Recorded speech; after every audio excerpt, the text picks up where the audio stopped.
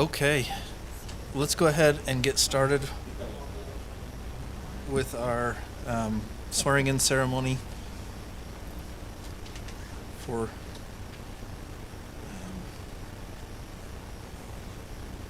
our new commissioner, Vaughn Nickerson. Thank you. If you want to go down, well, where do you want to do it? Do you want him to just stand here? Do you want him to go down there? Where do you want us to do it? Do you want us to move out of the way so he's in front of the flag? Do it up there by the flag. I'm going to move out of the way.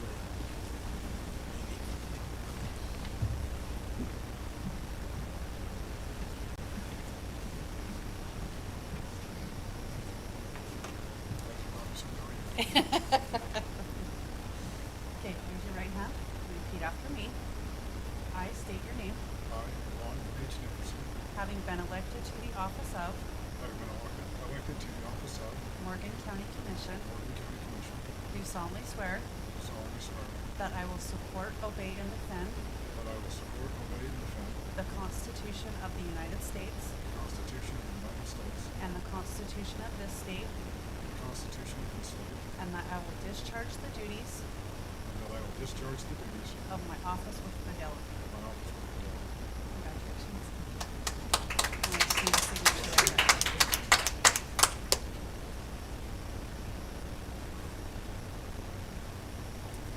Okay. Congrats.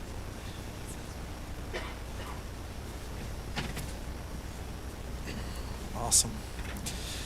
Okay. Thank you, Leslie, for taking care of that. All right. We are going to begin our work session then. We have a work session with Fire Chief Kerrigan and Fire Warden Dave Vickers. They're going to teach us all things fire and emergency related. So- Mr. Chair, Yes, sir. does he want to take any pictures with his wife? And Oh, that's a good idea. I didn't think about that. Do you want to They're take here. pictures by the flag?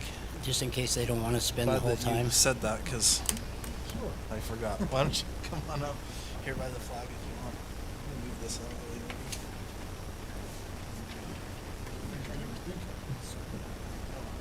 I had thought of it. Still 30 seconds.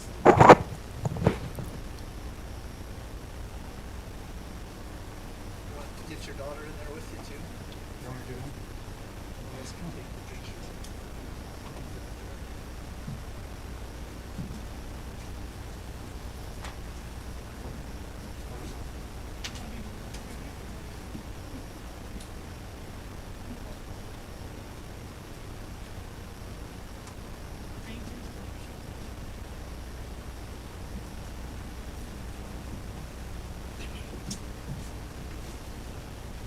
I had to be the one that didn't conform on Thursday.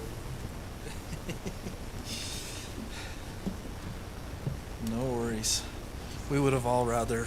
We should have just done the swearing in Hawaii. We could have all gone there, There you go. right? Leslie would probably wouldn't mind. Leslie, she would have been fine with that, I'm sure. Awesome. Okay, Chief. Okay, can you hear me okay? Yes, sir. All right. So, hey, thanks for having us, commissioners.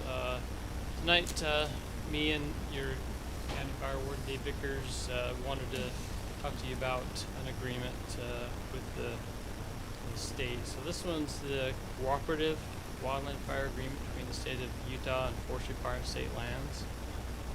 This is the agreement. It's basically, it's kind of the insurance policy. So if we have the big wildland fire, then we aren't devastated by costs. Well, it wouldn't be the state unless they didn't up the ante. So they upped the ante on this one too. So I brought along our fire warden. It's his forte. So he's going to kind of go through the agreement with you and let you know what's going on with the PC as far as costs.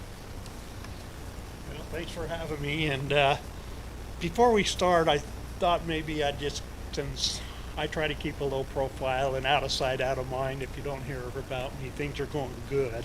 But I thought I'd just give you a real quick idea of what our fire season was like last year, because you're probably a little bit curious what happened in 2024. And the best way I can describe it is if you're into mythology and you know about Zeus in Greek mythology, Well, Zeus had it out for us, or if you actually like the Viking stuff in the Norse mythology, you could say Thor had our number.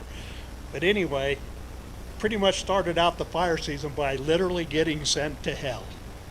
So our first major wildland fire of the season was at the top of Hell's Canyon, and it was 10-tree lightning strike fire.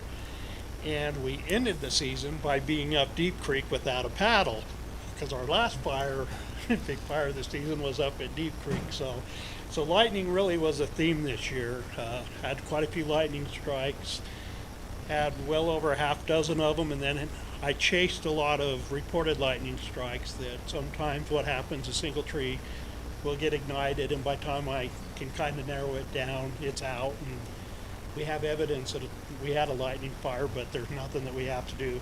Largest tree was a 36-inch diameter tree up Line Creek. We had a 28-inch diameter tree up by Big Mountain, so the lightning gods had our number this year.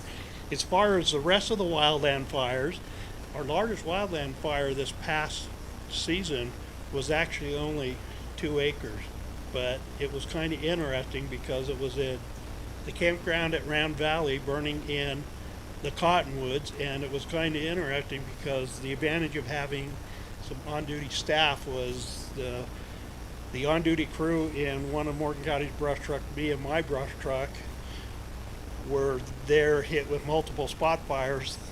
The Morgan brush truck went to the west side of the fire. I went to the east side of the fire and recruited campers to help me drag hoses and chase the fire around. And so we didn't burn down any campers. Luckily, the wind wasn't too bad.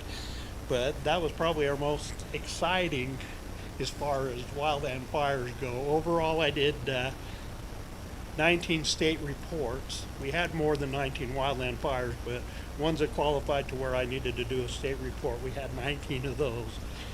So, and we'll talk about this a little bit on the reason why I'm here as far as with the cooperative agreement, but I had a helicopter on 5 of the fires. Only 2 of them actually we got charged for. The other 3 I managed to work ways that I didn't have to pay for those. And I had the Forest Service engine on 6 fires this year. So that's what kind of fire season we had. And the only other thing that I'll bring up is one of the things that happened is they've changed the legislation with burning stuff. And now in Morgan County, outside of the closed fire season during the summer, I can actually issue burn permits all year now. And last year I issued 258 burn permits in the county. And the other interesting thing is with the new burn rules is between November 1st and March 31st, the clearing index only has to be 250. So if you like burning, you're going to be able to burn a little bit more. You will still be required to get a permit, and I do administer those. So anyway, any questions on that, the fire season or burn permits, before I get into why I'm here? I do. So does that mean even if you have a closed container, can you use that without a burn permit, or do you have to have a burn permit? You have to have a burn permit, period. They changed that, so even agricultural folks have to get burn permits. So that means when they do the fields in the spring? But during the summer, by state law, there's a statutory closed fire season, June 1st, October 31st. That's closed. Open burning is not allowed unless it's a special circumstance, and I'm allowed to issue burn permits on that, but you have to give me a really, really good reason why you burn during the summer. But generally, you know, unless it's going to be a stubble field burn or something truly agricultural, we won't be doing, you know, cleanup burns and stuff during the summer. Okay, I'll just call you every time now. What's that? I'll just call you every time now. Yeah. Well, they're still done online, correct? What's that? It's still done online, Yeah, still online. same process. And I'll help out people if we still have a few citizens that don't like computers, and I'll fill them out for them, or we can still do written ones. But the biggest thing is we have to have a burn permit. The state law requires, even now that we've opened the burn thing, still requires a permit required. And the thing about the online that I just need to, I'll get with our IT people and update our webpage for the Morgan County webpage. But when you press send on the online permit, that doesn't mean the permit's approved. Still have to have a signed copy, and I'm fairly quick on getting the electronically signed copies back. especially since I can do them on my phone. So if I see one pop up, I usually try to get it done So, fairly quick. so how are we gonna let the public know that they can't just have a campfire in their backyard if they have, a few acres or whatever? How are we gonna let the public know that? How do you suggest? Well, campfire's different, correct? Campfires are, the only time they can't have campfires if we go into The burn close. restrictions. So that. As long as yeah, it's in an approved type fire pit, right? approved, yeah. Oh, okay, all right. So if it's a campfire, you're good. So I don't But if need you're a burning season- junk or you're burning branches or burning ditches or whatever, that's a different story. Okay, all right. Dave, I have a couple of questions. How long have you been our fire warden? It's kind of unique. I've been the fire warden for 2 years, but prior to that, the 7 years, I was the FMO for the Wasatch Front, so I was actually Boyd's boss at one time when he was a fire warden. Overall, I've been in the fire service for 44 years, and so, but I've been somewhat tied with Morgan for 10 years now. Yeah, He no, was the we- FMO, but actually, you're fire warden for the last 2 seasons. Yeah, okay. So Did- thank you for all you're doing. I know Chief Brindell spoke really highly of you. Said we had I to get actually you have here. to blame Boyd and Commissioner I'm Newton sure, for yeah. being here because they kind of recruited me to leave my state position. Well, I still work for the state, but my other FMO position to be the fire warden here because we had some issues. We went 2 years without a fire warden in Yeah. Morgan because we just couldn't get anybody to come to this area. So we tried for 2 years, and then finally these guys said, "Well, why don't see if they can talk Dave into doing it?" So Good job, it's their guys. fault. I'm So here. my other question is, you described last year's fire season. Would you consider that a low or a high fire season dealing with our history? Well, the interesting thing is we were busier this year than we were the previous year. Just this year we were lucky by, and the best way I can describe it is the biggest thing to help with fire season is rapid initial attack. So if we have the resources, so when you're thinking about the best way to mitigate wildland fire, if we can get good resources there quick, that's what keeps fires down to the minimum. If we can get them done in initial attack the first hour or so we get there, our odds are so much higher. And sometimes the question comes in is, why do I order a helicopter and stuff? And what I'm looking at is I may put a little bit of effort ahead of time because the real reality is we are tough on resources in Morgan County for the amount of risk that we have as opposed to what's available to us. And so I may end up, if I order a helicopter, it's always my helicopters are cool, but I try not to do them because they have an expense to them, but it might be better off to have that expense done than to lose a fire. And as you'll see if on the information from our participating commitment, we had a couple years where one year was over $1 million, the next highest one was 700,000. So we have the potential to have big fires, but if we can keep them small, we're so far ahead of the game. So, but as far as the season, had more fires this year, but the largest one was only 2 acres. 2 years ago, my largest one was 32 acres in the county. So,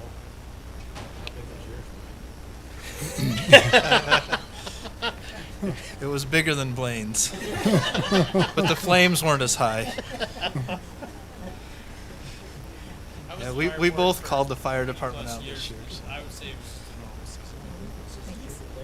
Yeah. I wasn't.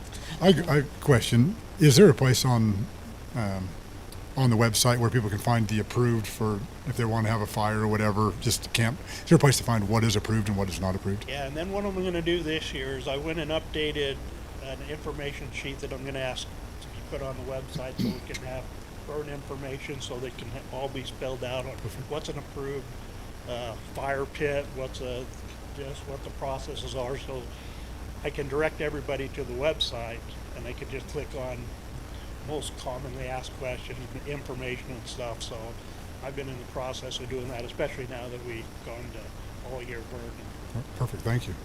So, any other questions or get to why I'm really I here. was gonna say, you'll probably get to this, but maybe do you wanna just give the brief overview of how the program works with the state and the funding and all of that? That's Fun what stuff. I'm leading into. Perfect.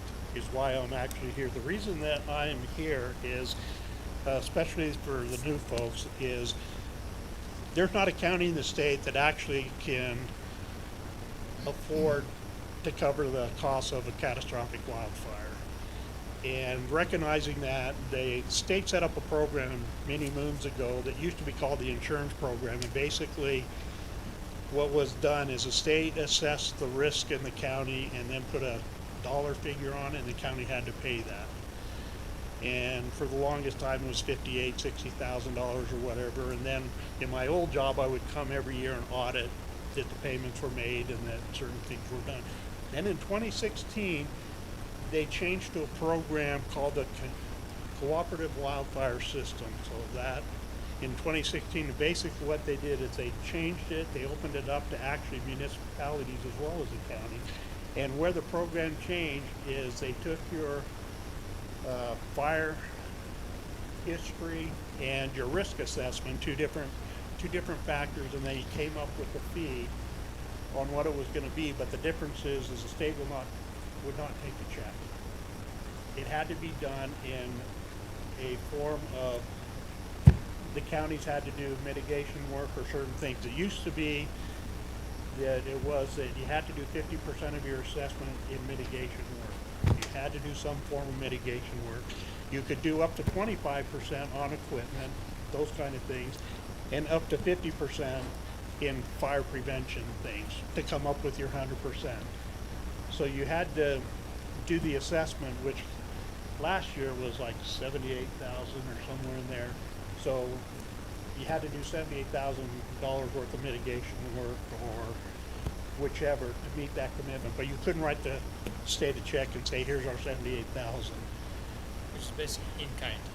in kind, yeah. And it had to be in kind that didn't, we did a project 2 years ago in Cottonwood Canyon, but that was done with a grant, so we can't count that. And in spring, we got another $125,000 mitigation project to commit in an escape route and an access thing to go between Deep Creek and Line Creek, so depending on where there's a fire in there. We did have a fire in Line Creek this year, and that's being paid for with a grant, so that can't count.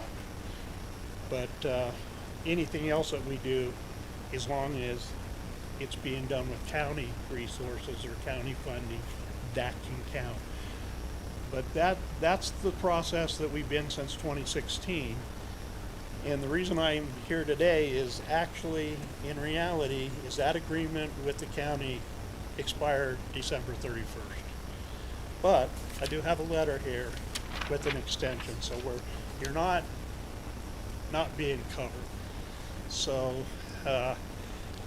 they made some changes to it that gonna take this state attorney general's office and that thing, and then I'll have to get a copy to Garrett and all that. But until that's done, so they extended it. But the one part that is not extended is the participating commitment. But basically, to give you a quick Reader's Digest version of what's in our the 9-page agreement that expired on December 31st, basically what the requirements are that you as a county have to do to be in agreement with this is you have to have a community wildfire protection plan. You do have them.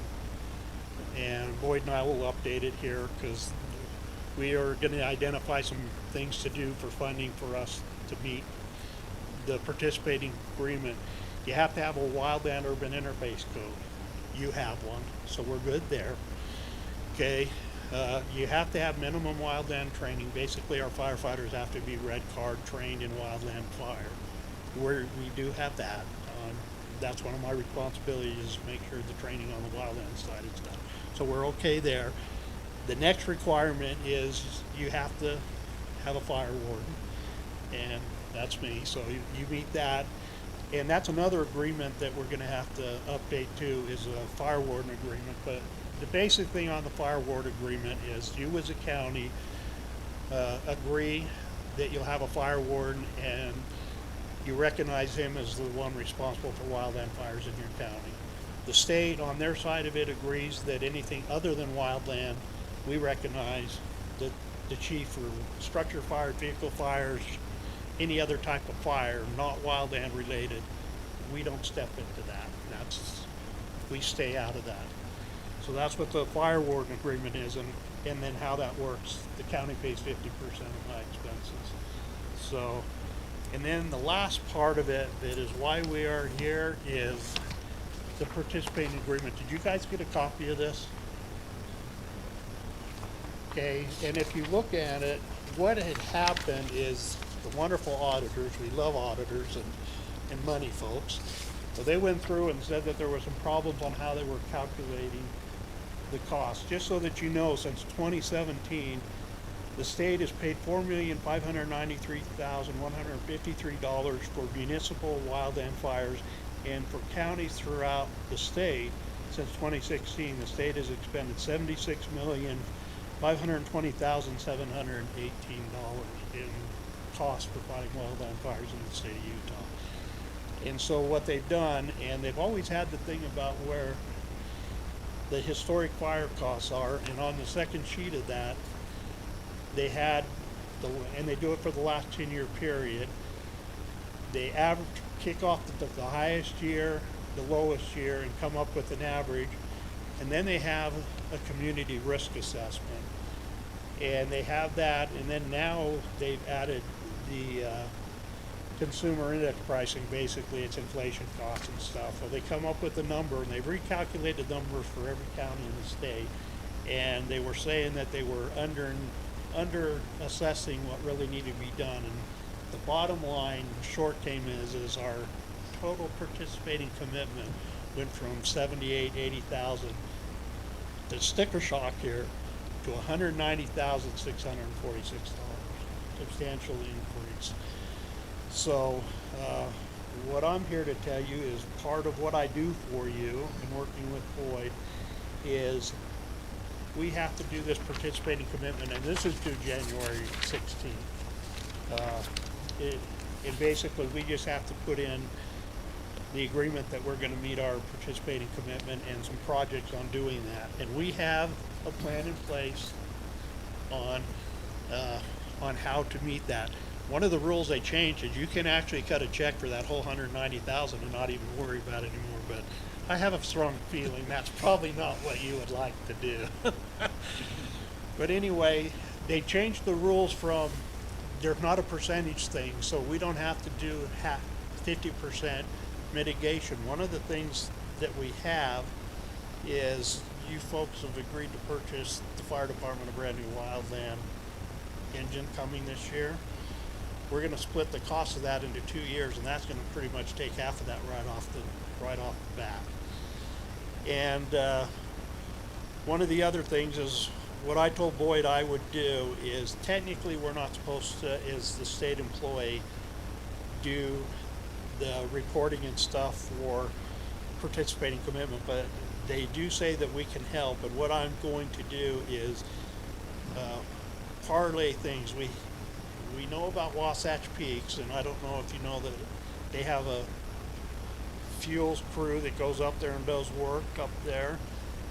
I'm going to get with them, and we're going to track anything related that could be a benefit to prevent a wildland fire, any work on trails or anything, because we can use that towards our participating commitment. I'll do the same thing, and I've already talked to East Canyon Resort when they have volunteer days to clean campgrounds, to do that kind of work and stuff.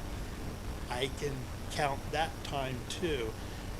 I'm also going to get with Public Works, and I know for a fact this season I'm going to want them to come redo the fuel break at the shooting range and stuff, and dozer time, and they're folks. So anything that Public Works, Parks, anybody does that does a project that actually could contribute to mitigation for wildfire hazard, we can count that. So I will get with Public Works to do the same thing, just get a tracking system going so that we can track all that. One of the other things that I'm going to do is, we had that project up Cottonwood Canyon, $100-something thousand that was paid for grant, so I can't count that. But we didn't complete all that I would like to see done in that, just for distance and stuff.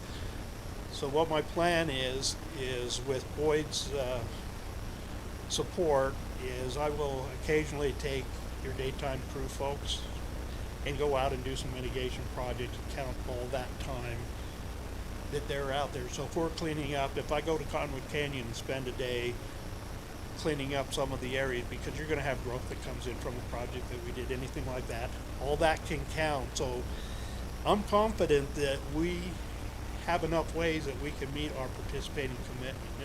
You know, we'll just have to make sure that we track and identify some projects. So that'll be part of the thing that I'll do, is come up with some projects to do.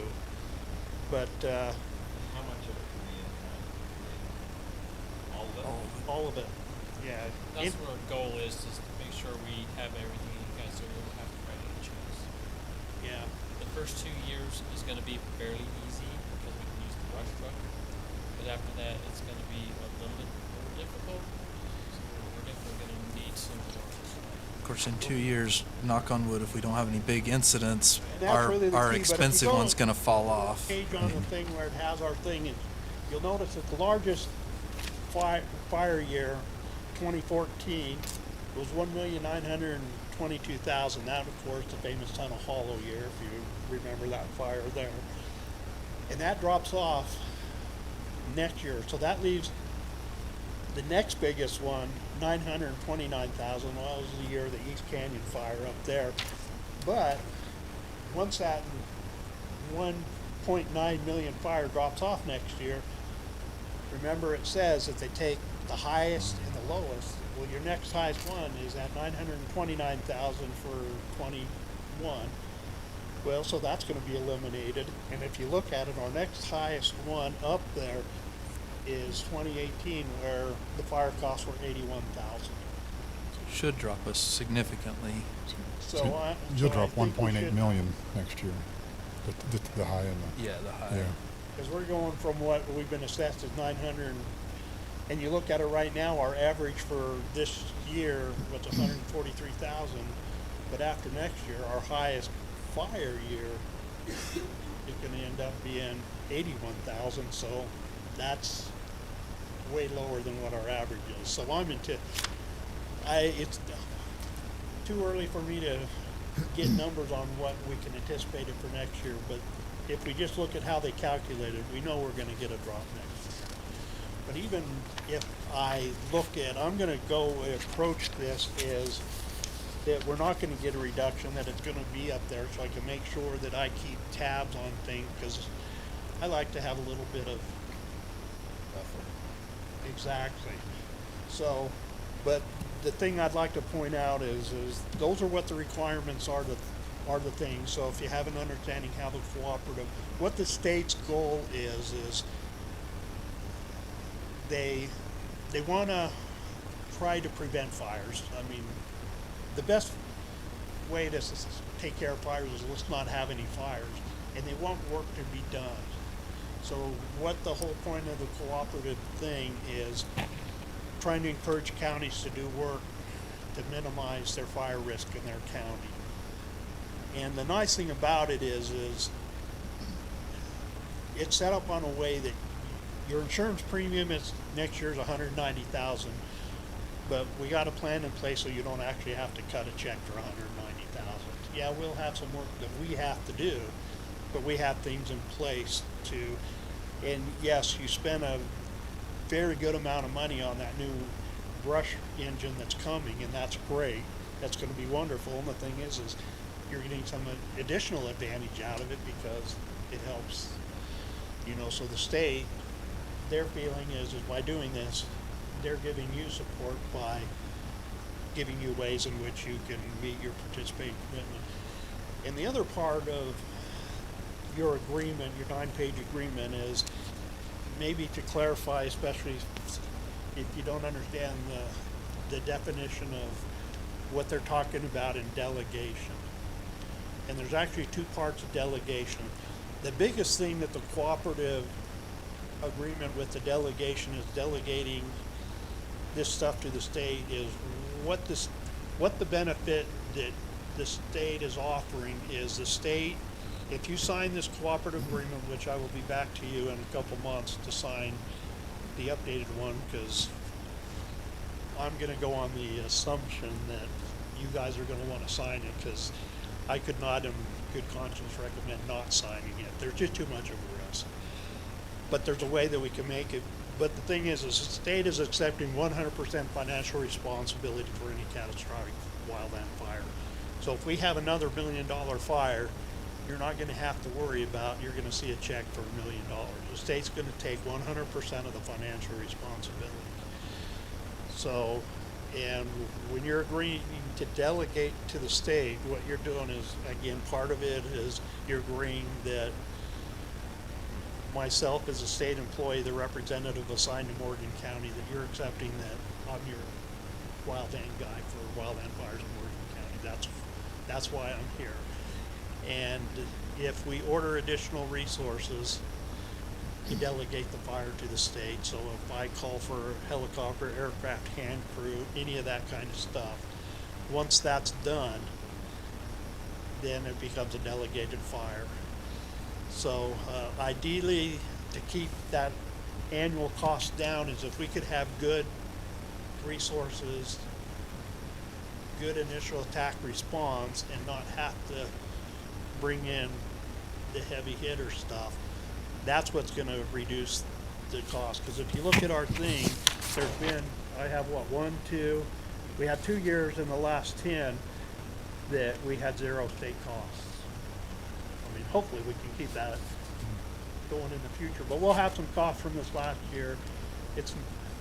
I'm anticipating it's probably going to be maybe in the $20,000 range. So that's still cheaper than the $81,000 one that's going to be our high one for the next. Because the $900,000 one is 21, so it won't be till 31 till that one drops off. But did I explain that well enough? Yeah. I mean, I got a 30-minute PowerPoint, but I don't want to death you by PowerPoint. But those are really the gist of it. Is there's certain requirements, we meet them. We have the participating commitment. We have something that we feel is workable, the engine, some project work, some additional things to meet the participating commitment. So that one we would need to have signed here by the 16th, and that's just whoever somebody from the county, whether it's the chair, the administrative manager, whichever. But really, that's no out-of-pocket thing, because it's been 2 months. I have to give you the idea, the message. I have to say that you don't have to sign this. You can opt out, but we got you covered. Just trust us. We got you covered. That we can take care of that. But you'll see that So, in a couple of just months. want to make sure I'm understanding correctly. One of your ways to mitigate an in-kind service is, you said, take the day crew up and do some fire mitigation, but they would be counted as volunteer hours? No, you count the cost. So the use of the equipment, their hours counts towards that. Okay. So what are the volunteer hours, the 3180? Volunteer hours work too. If we have volunteers, like one of the things we might do is see if we can get a community cleanup day along the riverbank or something and have and there's some communities that have done that. Yeah, so for example, the Cottonwoods where I live, every year we have a spring cleanup, get trash and, weeds and, There's a set formula that's on the IRS scale, so volunteer, so it's like $22 I think we've done it an before. hour or I think it was whatever. $31 on this form. Yeah, in-kind does work, so volunteers get credit too. So somebody goes out and does work, then, and I know, Mountain Green does the Chipper Days things, and all that time that's done extra in there, it counts. So that does work. So that's, like I said, that's what I'll use with East Canyon, because that's all volunteer work up there for the members of their thing to go clean the campgrounds and the trails and stuff. We just need to document it. That's the biggest key, is documenting. So the Mountain Green Chipper Days, I started that program, and so it's been super successful, and it's carried us through a lot of years on this, and we're going to still continue with that, and that's something I think we should grow. So just keep using that. But my job with this is to make sure that I track everything. So working with Dave, good for tracking and hit the initial attack hard and fast. And to do that, I need the equipment and I need the staffing. And a lot of it is staffing at the station during the day. So we're getting there, but I think this is very doable. And also, like, how we tracked is we developed a program that's on your phone. You've probably seen it, where if you do any Chipper Day stuff, you just get on your phone, put your name, phone number, email, and what you've done, and then it tracks it all by itself. At the end of the year, I just hit the button and it calculates, and I set it to this thing. So it's super easy to track. So this same program will get with Wasatch Peaks and other county roads. They can track all that stuff for us. It's just prompting them to make sure it gets done. Awesome. And our fire chief will be one of our presentations, not this commission meeting, but next commission meeting, on the 2024 numbers and what he does, so everyone has an update. So I just want to be cognizant of time because it's 4:36. Awesome. Anything else? Or do you have any questions for me, especially since No, I think we're good for now, but thank you. We appreciate all the effort that goes into keeping us.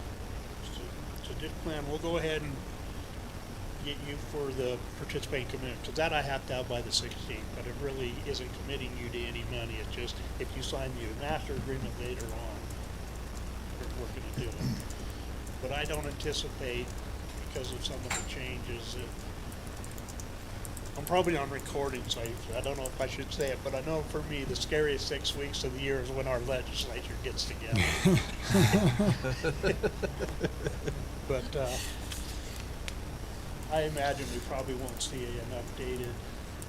What I will do is, whoever keeps track of your contract or whatever, if they don't have this letter, just to throw it in with, so at least you have it, but we're covered, so if I have a fire tomorrow, hopefully I don't, but if I do, we're covered. And I've got the other contract already. It just needs a signature. Okay. Yeah. What's interesting is, especially if we go through droughts, I've fought fires on top of snow that, because if the stuff dries out, it can burn. All you need is a source. The biggest factor when it always boils down to it is wind. Wind's that intangible. Wind can get things burning. And I've fought fires in every single month of the year, and some actually substantial fires.